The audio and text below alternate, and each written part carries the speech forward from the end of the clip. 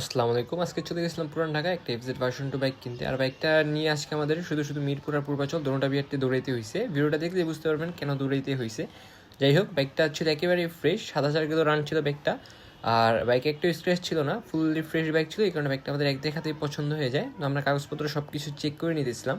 বাইকের money receipt, রেজিস্ট্রেশনের চালান সব কিছু ভাই খুব যত্ন সহকারে রেখে দিয়েছিল, যে কারণে আমাদের সব কিছু ঠিকঠাক লাগায় বাইকটা আমরা ভাইয়ের বাসায় বসে সব লেনদেন ক্লিয়ার করে ফেলি। আর ভাই মূলত বাইকটা সেল করে দেশের বাইরে চলে যাবে, এই কারণে বাইকের নাম্বার প্লেট আর স্মার্ট কার্ড দুটোটাই বিআরটি চলে এসেছিলো। এই কারণে আমরা বাইকে নিয়ে সাথে সাথে রওনা দিয়ে দিলাম ৩০০ ফিট পূর্বাচল বিআরটির দিকে। বাইকটার রেজিস্ট্রেশন ছিল মিরপুর বিআরটি, কিন্তু হয়তো অনেকে জানেন না এখন ঢাকার যে কোনো জায়গায় নাম্বার করলেও নাম্বার প্লেটটা উঠে দিতে হবে পূর্বাচল বিআরটির থেকে, আর বাকি সব কাজ যে বিআরটির রেজিস্ট্রেশন সেই বিআরটি করতে হয়।